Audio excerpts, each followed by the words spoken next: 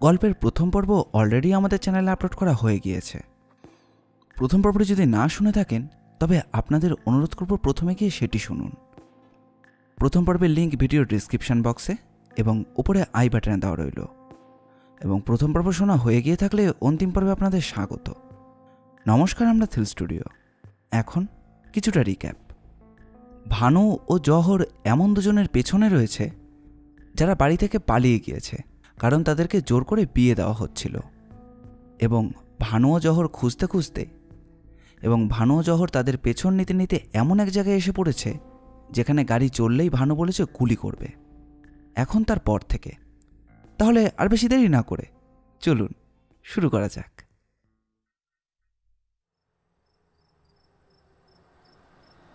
জহর তাড়াতাড়ি দোকানে হাত চাপা দিল আর থরথর করে কাঁপতে কাঁপতে চোখ বুজে পিস্তলের খোঁড়া টিপে দিল ভানু।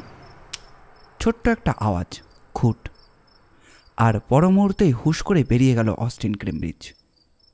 চোখ খুলে ভানু বলল, পিস্তলে গুলি ভরিসনি?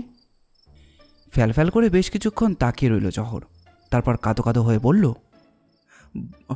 বড্ড ভুল হয়ে গেছে ভাই। ঘুমের ঘরে গুলির বদলে র্যাংতো মোড়া চকলেট ভরে দিয়েছি বোধহয়। ইউ ইডিয়েট ক্যাডাভ্যারাস কুম্ভকর্ণ, চকলেট মনে করে গুলিটা খেয়ে ফেলিসনি তো? জহর কয়েক সেকেন্ড হাঁ করে তাকিয়ে রইল। চোখ দুটো তার হয়ে উঠল গোল গোল। তারপর কেঁদে ফেলে বলল, মনে নেই, আমার কি হবে বানু? ঘাবড়াস না, তোকে ডবল জোলাপ খাইয়ে দেবো। গ্র্যান্ড ট্রাঙ্ক রোডে ভোর হচ্ছে। অস্টিন কেমব্রিজখানা ছুটে চলেছে ঘন্টায় 50 মাইল স্পিডে। পাশাপাশি বসে দুজন, অচল আর নূপুর। রাত জাগা রাঙা চোখে অসীম ক্লান্তি। মাঝে মাঝে হর্নের আওয়াজ ছাড়া আর কোনো শব্দ নেই। দুজনেই চুপচাপ। হঠাৎ অজলি বলে ওঠে, না, আর পারা যায় না। কি বলেন? সত্যি এমন করে আর পারা যায় না। আমরা যেন চোর ডাকাতেরও অদম হয়ে গেলাম। ক্রমাগত পুলিশ আর গোয়েন্দার তাড়া খেয়ে ছুটছি। হ্যাঁ, ঘেন্না ধরে গেল জীবনে। সেটা আমারই জন্যে আপনার এত দুর্ভোগ। নেভার, আপনার জন্যে নয়। দ্যাট ফ্যাট অ্যান্ড থিন টিকটিকি জহর আর ভানুর জন্যে। এদেশে আর থাকবো না, চলুন আমরা বিদেশে চলে যাই। না, অনেক হয়েছে, আর নয়। যেখানে হয় আমাকে নামিয়ে দিন, দিয়ে রেহাই নিন আপনি। আর আপনি? আমার কথা ভাববেন না। মনে করবেন কোনো স্টেশনের ওয়েটিং রুমে কিছুক্ষণের জন্য দেখা হয়েছিল, তারপর আমাকে ভুলে যাবেন। এই দেখো, আবার কাঁদে। আরে জল গড়িয়ে পড়ে গোফ মুছে যাবে যে। কিন্তু কেন? আমরা তো সত্যিই চোর ডাকাত নই, ভদ্র ঘরের ছেলে মেয়ে আমরা। এমন করে পালিয়ে বেড়াচ্ছে কেন? ইচ্ছে করলেই তো ভানু আর জহরকে জব্দ করতে পারি আমরা। কেমন করে? একটা প্ল্যান মাথায় এসেছে। কি প্ল্যান? খুব সোজা প্ল্যান, বলবো? বলুন না। আচ্ছা, আপনি অদৃষ্ট মানেন, যাকে বলে ভবিতব্য? মানি। আমিও মানি, মানে মানতে বাধ্য হয়েছি। তাই বলছিলাম, বিয়ের জন্যই যখন এত ঝামেলা, তখন আসুন না আমরা বিয়েই করে ফেলি। চমকে উঠে অচলের দিকে তাকালো নূপুর। তার গোফাকা মুখখানায় কে যেন লাল কালির দোয়াত পুরো উবুর করে ঠেলে দিল। তার মুখটা হয়ে উঠল পুরো রাঙা। মুখ ঘুরিয়ে নিয়ে সে শুধু বলল, না। আর কে যেন ব্লটিং পেপার দিয়ে অচলের মুখ থেকে সমস্ত রক্তই শুষে নিল। করুণ গলায় বলল, কেন? আমাকে পছন্দ নয়? আমাকে কি রেডির তেলের চেয়েও খারাপ দেখতে? না। তবে? মেয়েদের তো আপনি দু চোখে দেখতে পারেন না। কে বললে? হ্যাঁ, আগে দেখতে পারতাম না, এখন পারি। ওটা আপনার মুখের কথা। আসলে আমি নিরাশ্রয় বলে আমাকে দয়া করে বিয়ে করতে চাইছেন। তোমাকে ছুঁয়ে বলছি, দয়া নয়। তোমার জন্যে আমার হার্ট উইক হয়েছে। সে কি, ডাক্তারকে দেখাননি কেন? তুমি কিছুই বুঝতে পারছো না নূপুর। ডাক্তার কি করবে? হ্যাঁ, সে হার্ট উইক নয়। তবে? মানে আমি তোমাকে থাক, খুব হয়েছে। আর সেই হাসি দেখে অচল ডুবতে ডুবতে যেন একটা লাইফ বেল্ট পেয়ে গেল। মুখ উজ্জ্বল করে জিজ্ঞাসা করল, তাহলে রাজি তো? কোনো সাড়া এলো না নূপুরের কাছ থেকে। বেলটাপটা খুলে গভীর সুখে আর তৃপ্তিতে মাথাটা অচলের কাঁধে ঠেকিয়ে চুপ করে রইল। অচল তার কানে কানে বলল, কি রাজি? কিন্তু আবার কিন্তু কি? ভাবছি বাবা যদি জানতে পারেন, ভীষণ রাগী মানুষ। তাকে ঘাঁটাবার দরকার কি? হ্যাঁ, কলকাতায় পৌঁছে আমরা বিয়ে করব আইন মতে, রেজিস্ট্রি করে। কি বলো? তোমার যা ইচ্ছে। অচলের হঠাৎ ঝানু কাকার কথা মনে পড়ে গেল। একটু চুপ করে বলল, একটা কথা আছে। কি? এক্সকিউজ মি, তোমার মাথার চুলগুলো পড়ছিল নয় তো? টেনেই দেখো না। আর দাঁতগুলো বাঁধানো নয় তো? অচলের ডান হাতের আঙুল দিয়ে নূপুর নিচের দাঁতের ফাঁকে রেখে একটু চাপ দিল। আর প্রমাণ চাই? এই বড্ড খুশি যে, অ্যাক্সিডেন্ট করবে নাকি? তোমায় খুশি করতে আমি সব পারি। ইচ্ছে করে তোমায় নিয়ে দুর্গমে আজ দিই পারি। দরজার পাশের ট্যাবলেটের লেখা, বিবাহ বিশারদ শ্রী প্রজাপতি ঘটক, রেজিস্টার অফ ম্যারেজ। গাড়ি থেকে নেমে অচল আর নূপুর শটান ঢুকে গেল। বহু পুরনো টেবিলের ওপাশে গলাবন্ধ কোট গায়ে, মাথায় কাঁচা পাকা কদম ছাট চুল নিয়ে স্বয়ং ঘটক মশাই বসে। অজীর্ণ রোগীর মতো রোগা, লম্বা চেহারা, তবে মুখ দেখলে মনে হয় এই যেন ছোঁয়া ঢেকুর উঠল। অচলের নূপুর ঘরে ঢুকতেই প্রশ্ন হলো, কি চাই? আগে বিয়ে করতে চাই। কেন? এই প্রশ্নের জন্য অচল তৈরি ছিল না। মনে মনে জবাব খুঁজতে লাগলো। লটারিতে টাকা পেয়েছো বুঝি? মানে বিয়ে করতে গেলে লটারিতে টাকা পাওয়া যায় নাকি? তা নইলে এই মাগ্গি গন্ডার বাজারে এমন দুর্বুদ্ধি কার হবে? পটলের শের 2 টাকা খাবে না তুলবে? হাসি চাপতে গিয়ে অচল কেসে ফেলল। মুখে রুমাল গুজে দিল নূপুর। বিবাহ বিশারদ আবার বললেন, ডোমেস্টিক অ্যানিমেল মানে জানো? হ্যাঁ, গৃহপালিত পশু, যেমন গরু, ছাগল, ভেড়া। না, ডোমেস্টিক অ্যানিমেল মানে আদর্শ স্বামী, খাবে কম, দুধ দেবে বেশি। আর একটা অ্যাডভাইস দিই শোনো, স্ত্রীকে কখনো বলবে না ভালোবাসি। বলেছ কি ট্যাক্স দিতে হবে। 3 বার বিয়ে করে এই সার বুঝেছি। আপনার উপদেশ মনে থাকবে। পাত্রপাত্রীর নাম? নাম বলল অচল। পাত্রী সাবালক তো? বয়স? আগে 22। কোনে কই? অচল দেখিয়ে দিল। চোখ পিটপিট করে বিবাহ বিশারদ নূপুরের দিকে বেশ কিছুক্ষণ তাকিয়ে রইলেন। তারপর বোমার মতো ফেটে পড়লেন। তামাশা করার জায়গা পাওনি? হ্যাঁ ছোকরা, 25 বছর ধরে আমি বিয়ে দিচ্ছি ছেলে মেয়েতে, আর তুমি বলছো আজ ছেলে ছেলেতে বিয়ে দিতে? নূপুরের দিকে তাকিয়ে অচলের চক্ষু স্থির। তারপর না যে এখনও কোট প্যান্ট আর গেঞ্জি টুপি। তাড়াতাড়িতে এতক্ষণ সেটা খোলাই ছিল না, এমনকি গোপচোরাও মোছা হয়নি। নার্ভাস হয়ে অচল বলল, মাফ করবেন স্যার, এক্ষুনি কোনেকে হাজির করে দিচ্ছি। পাশের ঘরটা খালি আছে তো? উত্তরের অপেক্ষা না করেই অচল সুটকেস সমেত নূপুরকে পাশের ঘরটায় ঢুকিয়ে দরজা ভেজিয়ে দিল। মিনিট 10 মধ্যেই পোশাক বদলে বেরিয়ে এলো নূপুর। অচল বলল, পাত্রী হাজির স্যার। চোখের পাতা পিটপিট করে ঘটক মশাই চশমার ফাঁকে নূপুরের দিকে কিছুক্ষণ তাকিয়ে রইলেন, মাত্র কয়েক সেকেন্ড। তারপর আবার বললেন, এই দেখলাম ছেলে আর এই হয়ে গেল মেয়ে। হ্যাঁ, ব্যাপার কি ছোকরা? ম্যাজিক দেখাচ্ছ নাকি? আগে না, ও থিয়েটার করে কিনা, তাই ছেলে সেজেছিল। তখন ছেলে সেজেছিল না, এখন মেয়ে সাজলো? আগে মেয়ে সাজবে কেন, ও তো মেয়েই বটে। ঘটক মশাই চোখের পাতা আরো দ্রুত পিটপিট করতে লাগলো। হুম, সন্দেহ হচ্ছে বাবু। আজকাল বিজ্ঞানের যুগ, ঠিক করে বলো দেখি ছেলে না মেয়ে? মেয়ে স্যার, জেনুইন মেয়ে, খাঁটি মেয়ে। থামো হে, আমি বিবাহ করেছি 32 বছর, 13টি সন্তানের বাপ। আমি বলতে পারি আমার স্ত্রী খাঁটি মেয়ে, কিন্তু বিয়ের আগে তুমি বলো কোন সাহসে? অচল একেবারেই বোবা, আর নূপুরের ফর্সা মুখখানা শীতকালে টমেটো হয়ে উঠল। শুধু লজ্জায় নয়, ওই বেয়াক্কেলে বুড়োর উপর চাপা রাগেও। ঘটক মশাই রেজিস্ট্রারি খাতা মুড়ে ফেললেন। তারপর চোয়া ঢেকুর তোলা মুখে বললেন, না বাপু, আমি বিয়ে দিতে পারবো না। এই মেরেছে। বিয়ে আমাদের দিতেই হবে স্যার, বিয়ে না করে আমাদের উপায় নেই। বিয়ে করবে তো ভেলকি দেখাচ্ছ কেন? এই দেখলাম ছেলে, আবার এই দেখছি মেয়ে। বুড়ো বলে আমাকে ধাপ্পা দেওয়ার মতলব? ছে ছে, এ কি বলছেন আপনি স্যার? আর বিশ্বাস করুন স্যার, ও মেয়েই, সত্যিকারের মেয়ে। প্রমাণ? প্রমাণ চাই যে।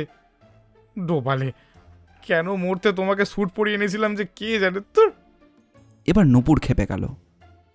মিহি গলা আরও মিহি করে ঘটক মশাইকে বলল, তার আগে আপনি যে পাগল নন প্রমাণ করুন। আমি পাগল? শুধু পাগল নয়, বদ্ধ পাগল। তোমাদের পাল্লায় পড়ে পাগলই হব দেখছি। আমায় ঠকাবার জন্য গলার আওয়াজটা পর্যন্ত মেয়েদের মতো নকল করেছো। নূপুর তাকিয়ে রইল ঘটক মশাইয়ের মুখের দিকে। অচল বলল, খুব আক্কেল হয়েছে, আর বিয়ে করতে হবে না, চলো। ঠিক এই সময় ভেতর থেকে পর্দার ফাঁক দিয়ে উকি দিল 7-8 বছরের ফ্রক পরায় একটি মেয়ের মুখ। বলল যে, বাবা টাকা দাও, বাজারের টাকা। তেলে বেগুনে জ্বলে উঠলেন ঘটক মশাই। টাকা ছাড়া তোদের মুখে আর কথা নেই রে, হ্যাঁ? টেপি, যা বেরো। ভয়ে ভয়ে টেপি বলল, মাঝে বলল চাল বাড়ন্ত। তোর কাবলিওয়ালা মাকে বলগে যা টাকাও বাড়ন্ত। কিন্তু টেপিকে আর কিছু বলতে হলো না। সঙ্গে সঙ্গে সেই ঘরে পা দিলেন ঘটক গিন্নি। কি বললে? আমি কাবলিওয়ালা? তোমার হাতে পড়ে হাড় মাস আমার কালি হয়ে গেল, আর আমায় বলছো কি না? আহা আহা, ওসব প্রাইভেট কথা এখানে কেন? দেখছো না বাইরের লোক রয়েছে। এতক্ষণ অচলা নূপুরকে লক্ষ্যই করেনি ঘটক গিন্নি। এবার চোখ পড়তেই আরেকটু ঘোমটা টেনে বললেন, উমা, আগে বলতে হয়। এসেছো ভালোই হয়েছে। দেখো তো গিন্নি, বেশ ভালো করে দেখো, ওইটি মেয়ে ছেলে না মেয়ে? এই আবার কেমন ধারা কথা? নূপুর হঠাৎ এগিয়ে গিয়ে ঠিপ করে ঘটক গিন্নিকে একটা প্রণাম করল। তারপর কাঁদো কাঁদো মুখে বলল, আপনি বলুন তো মাসিমা, আমি ছেলে না মেয়ে? উনি কিছুতেই বিশ্বাস করছেন না। আর কিছুতেই আমাদের বিয়ে দিতে চাইছেন না। কি করি বলুন তো মাসিমা? মদন ভস্যের আগে মহাদেব যেরকম মদনের দিকে তাকিয়েছিলেন, ঘটক গিন্নিও ঠিক তেমনই স্বামীর দিকে তাকালেন। তারপর কাসর বাজানো গলায় বললেন, বলি, ভীমরতি ধরেছে বুঝি? বিয়ে দিয়ে আর বিয়ে করে মাথার চুল পেকে গেল তোমার, মেয়ে চেনো না? ঘটক মশাইয়ের মুখে কোনো কথাটি নেই। এমন ফুলের মতো ফুটফুটে মেয়ে, তাকে বলে কিনা ছেলে, আবার বলে কিনা বিয়ে দেব না। দাও, এখনই ওদের বিয়ে দাও বলছি। আমার দোষ কি হলো? এই দেখলাম ছেলে, আবার এই দেখছি মেয়ে। তা তুমি যখন সার্টিফাই করছো তখন আর কথা কি? ঘটক মশাই আবার রেজিস্ট্রি খাতা খুললেন। এবার নূপুরও ঢিপ করে একটা প্রণাম করলো ঘটক গিন্নিকে। সংসার করতে যাচ্ছ, দুটো হিত কথা বলি, মনে রেখো মা। স্বামীকে সদাই নিজের তাবে রাখবে। স্বামী যদি 1 পর্দা গলা চালায়, তুমি 7 পর্দা চড়াবে, তবেই স্বামী বসে থাকবে। আর একটা কথা, সুযোগ পেলেই স্বামীর পকেট থেকে পয়সা কড়ি সরাবে। আবার সংসারে টান পড়লে সেগুলোই স্বামীকে ধার দেবে। তবে দেখবে সংসারে শান্তি আসছে, বুঝলে? বুঝলাম। সুখে থেকো মা। হিন্দুর মেয়ে তো, কালীঘাট থেকে মাথায় সিঁদুর দিয়ে যেও। এসো এ ছোকরা, সই করো দুজনে। সাক্ষী কোথায়? সাক্ষী? আগে সাক্ষী তো নেই। নেই?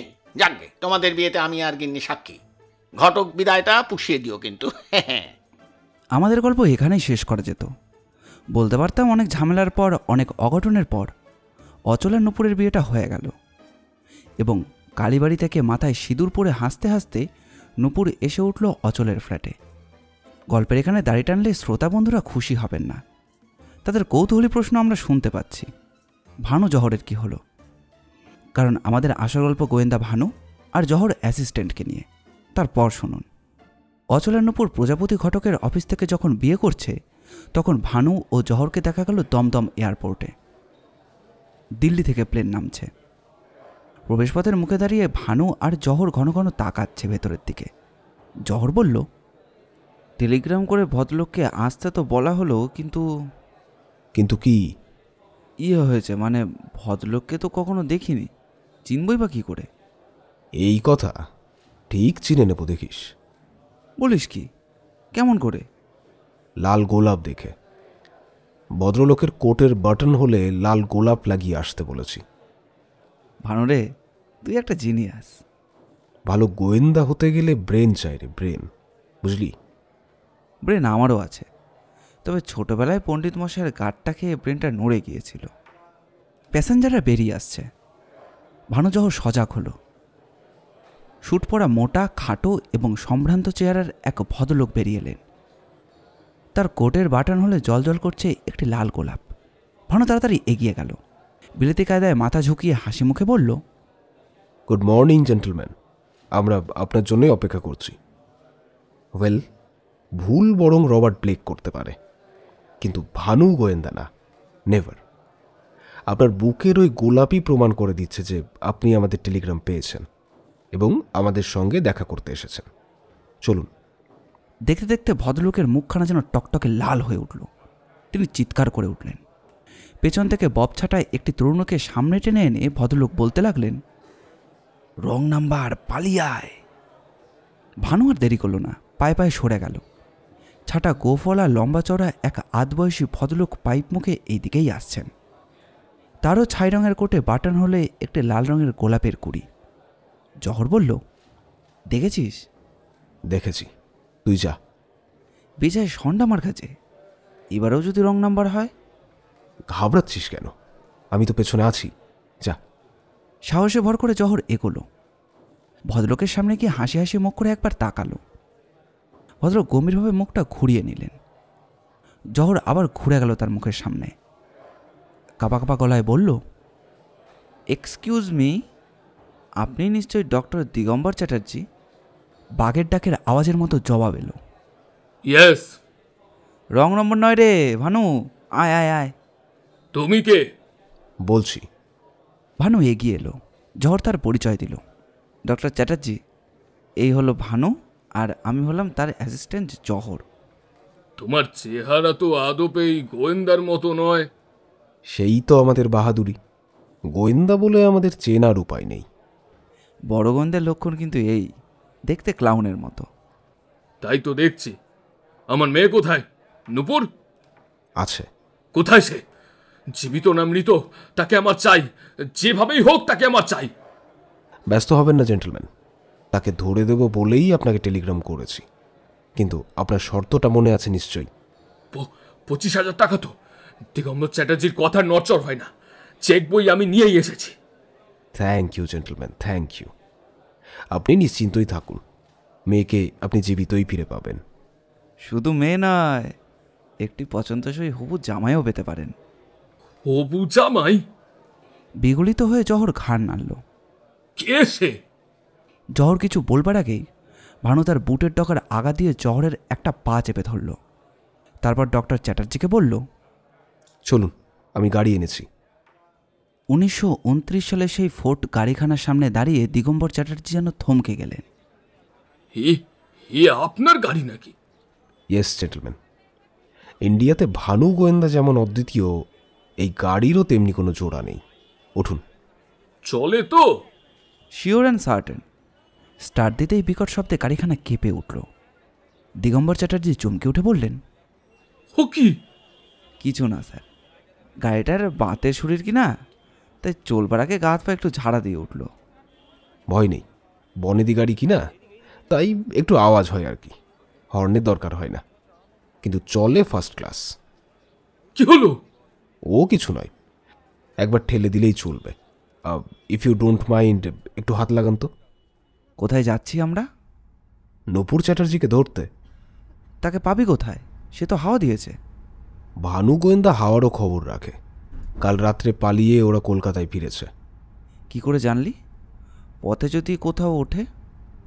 উঠলে হোটেলেই উঠবে, কিন্তু অচল বুঝেছে যে বাইরে তার গাড়িখানা দেখলেই আমরা তাকে ধরে ফেলব, সুতরাং কলকাতায় ফেরা ছাড়া ওদের আর কোনো উপায় নেই। ঠিক বলেছিস, কিন্তু কলকাতার কোথায় উঠেছে ওরা? কোনো বড় হোটেলে বোধ হয়, যেখানে গ্যারেজ আছে। সব হোটেলে ফোন করে জেনেছি, ওরা কোথাও ওঠেনি। তবে কোনো বন্ধু বান্ধবের বাড়িতেই উঠেছে নিশ্চয়ই। ইম্পসিবল। নূপুর চ্যাটার্জির ছবি কাগজে কাগজে ছড়িয়ে পড়েছে। বন্ধু বান্ধবের বাড়িতে উঠলেই নূপুরকে ওরা ক্যাচ করে লুফে নেবে। হয়েছে, বালি ব্রিজের ওপর থেকে দুজনে গঙ্গায় ঝাঁপ দিয়েছে নির্ঘাত। গাড়িটা একবার থামা ভানু। কেন? একছড়া ফুলের মালা কিনব, বাড়িতে গিয়ে নূপুরের ছবিতে দেব। তুই একটা আস্ত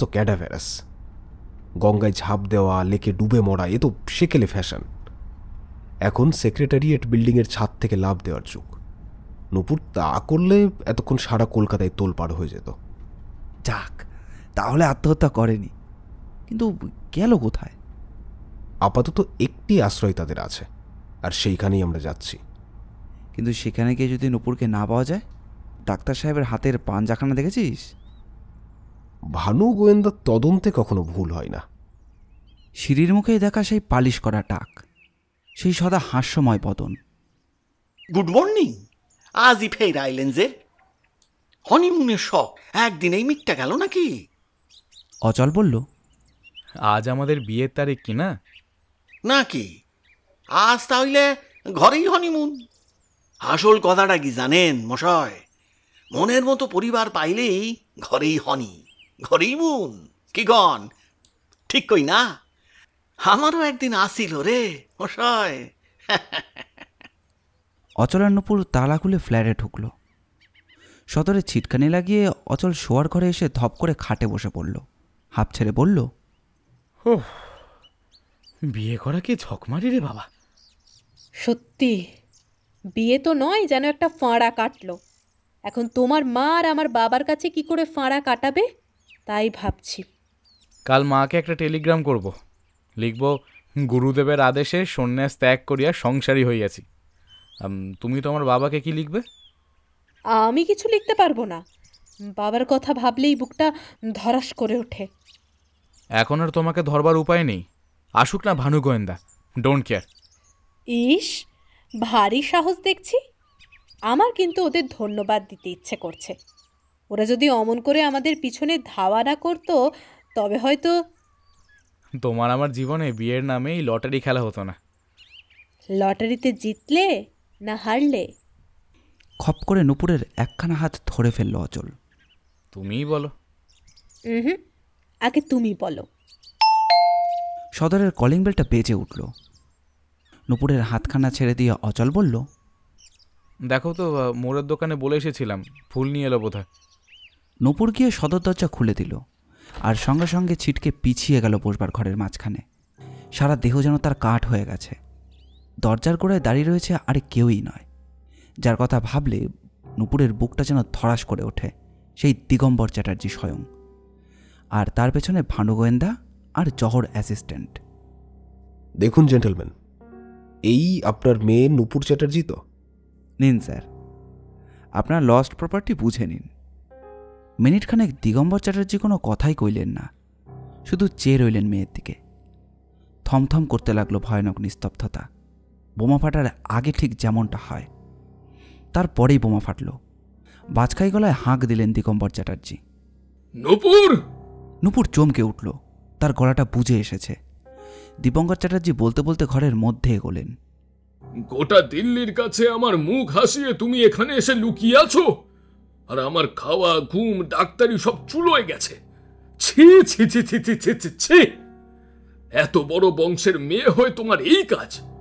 তোমার মতো এক গুয়ে বজ্জত মেয়েকে! একি তোমার মাথায় সিঁদুর কেন? এক মুহূর্তে যেন বোবা হয়ে গেল দিগম্বর চ্যাটার্জি, আর তারপরেই গর্জে উঠল। তুই বিয়ে করেছিস? স্বাধীন হয়েছিস? কার হুকুমে বিয়ে করলি বল? কোন বাদরকে, কোন ওরাংওটাংকে? বল বল, সে কে বল? আগে আমি। শোয়ার ঘর থেকে বসবার ঘরে এসে দাঁড়ালো অচল। দিগম্বর চ্যাটার্জি কেমন যেন থতিয়ে গিয়ে শুধু বললেন, তুমি? ভানুর হাঁ করা ঠোঁটের ফাঁক দিয়ে চুরুটটা খসে পড়ল। এগিয়ে এসে অচলকে বলল, বলেন কি, ব্ল্যাকে বিয়ে করলেন নাকি? ব্ল্যাকে? মানে গোপনে বিয়ে করলেন বুঝি? কি করব বলুন? আপনাদের গোয়েন্দাগিরির জ্বালায় বিয়ে করতে হলো আজই, একটু আগে। এই যে আমাদের বিয়ের সার্টিফিকেট। পকেট থেকে সার্টিফিকেটখানা বের করে দেখালো অচল। করুণ চোখে সেই কাগজখানার দিকে তাকিয়ে থেকে ভানু বলল, আপনি শ্রীমতী নূপুরের সোল প্রোপাইটার, একমাত্র স্বত্বাধিকারী। আগে আইনত তাই। জহরের চোখটা ছলছল করে উঠল। ফোঁস করে একটা দীর্ঘ নিঃশ্বাস ফেলে নূপুরের দিকে তাকিয়ে বলল, এই যদি মনে ছিল ম্যাডাম, তবে কেন আমাকে স্টেজে নাচালেন, আর কেনই বা দড়ির মধ্যে ঝোলালেন? তবে ভগবান আপনাদের সুখী করুন। তোমার নাম? অচল মুখার্জি। অচল মুখার্জি? তুমি হেমাঙ্গী দেবীর ছেলে? আগে হ্যাঁ। লখনৌতে বাড়ি না? হ্যাঁ ঠিক। দুর্যোগের আবহাওয়া যেন নিমেষে কেটে গেল। বাবাকে এত খুশি নূপুর জীবনে কখনো দেখেনি। অচলের কাঁধে চাপড় দিয়ে দিগম্বর চ্যাটার্জি বললেন, ওয়েল ওয়েল, তোমাকে তাহলে ঠিকই চিনেছি অচল। বানু আমাকে তোমার ফটো দেখিয়েছিল। বাঁদর বলেছি বলে কিছু মনে করো না যেন। আরে তোমার সঙ্গেই তো নূপুরের সম্বন্ধ করেছিলাম। অচল আর নূপুর দুজনেই হতবাক। একটা কথা আমি কিছুতেই বুঝতে পারছি না নূপুর, সেই অচলকেই যদি বিয়ে করবি তবে বাড়ি থেকে পালিয়ে এলি কেন? পানু মামা যে আমাকে বললে যার সঙ্গে সম্বন্ধ হচ্ছে সে কালো বেটে রেড়ির তেলের ব্যবসা করে। পানুটা হরুন ঘাটার গরু একটা। আমাকে একেবারে হাসতে হাসতে বলেছিল নূপুরকে খুব ঘাবড়ে দিয়েছে, বিয়ের রাতে কিন্তু দারুণ খুশি করে দেব। তা পানুর কথায় ভয় পেয়ে তুই পালিয়ে এলি? হ্যাঁ, আমাকে একবারও জিজ্ঞেসও করলি না? ছি ছি ছি ছি ছি। কিন্তু অচল, তুমিও লখনৌ ছেড়ে পালিয়েছিলে কেন বলো তো? আগে নূপুরের পানু মামার মতো আমারও একজন ঝানু কাকা আছেন, পালিয়েছিলাম তারই জন্যে। আজকের দিনের বুদ্ধিমান মানুষেরা যতই আজগুবি বলুক, যা ঘটবার তা ঘটবেই। কে যে ঘটায় বিজ্ঞানও তা বলতে পারে না। যাক, তোমার মাকে টেলিগ্রাম করে দি যে দুই আসামি একসঙ্গেই ধরা পড়েছে। অচলার নূপুর লজ্জিত মুখে ডাক্তার সাহেবকে প্রণাম করল। এবার কথা বলল ভানু। এবার তাহলে লিখে ফেলুন জেন্টলম্যান। কি লিখবো? চেক। চেক? আপনার প্রতিশ্রুত 25,000 টাকা। কথা ছিল জীবিত বা মৃত নূপুর চ্যাটার্জিকে ধরে দিতে পারলে আমি তবেই সে টাকা পুরস্কার দেব। কেমন, তাই তো? Right right. কিন্তু তুমি যাকে ধরে দিলে সে তো এখন আর নূপুর চ্যাটার্জি নয়, সে এখন নূপুর মুখার্জি। সুতরাং টাকাটা তুমি দাবি করো কোন হিসেবে বাপধন? ভানু আর জহর নিঃশব্দে পরস্পরের দিকে তাকালো। তাদের চোখ যেন টেরা হয়ে গিয়েছে। 25,000 টাকা যদি দিতেই হয় তবে অচলকে দেওয়া উচিত, কেননা নূপুর চ্যাটার্জিকে খুঁজে পেয়েছিল সেই। তবে তোমাদেরও আমি একেবারে হতাশ করব না। দিল্লিতে ফিরে যাওয়ার আগে 2টো মেডেল আমি তোমাদেরও দিয়ে যাব। ডাক্তার না হয়ে আপনার ব্যারিস্টার হওয়া উচিত ছিল স্যার। Good bye everybody. বিদায়। দুজনে সিঁড়ি দিয়ে নেমে এলো। গাড়িতে স্টার্ট দিয়ে ভানু বলল, এই ছেলেমেয়ের কেস আর জীবনে নেব না। শিওর অ্যান্ড সার্টেন নারীর ছলনাময়ী। 1929 সালে সেই ফোর্ড গাড়িখানা প্রচুর ধোঁয়া ছাড়তে ছাড়তে ক্রমশ দূরে চলে গেল। আমাদের আজকের গল্পটি ভালো লাগলে অবশ্যই লাইক এবং কীরকম লাগলো সেটি কমেন্ট করে জানাবেন। আমরা আপনাদের মধ্যে থেকে একটি কমেন্ট পিন করে দেব। এই রকম গোয়েন্দা গল্প আর অ্যাডভেঞ্চার গল্প আমরা প্রায়ই নিয়ে আসি। আমাদের চ্যানেলটি ঘুরেও আসতে পারেন। আমাদের চ্যানেলটিকে সাবস্ক্রাইব করে আমাদের পাশে থাকবেন। আপনাদের ভালোবাসা একান্ত কাম্য। ধন্যবাদ।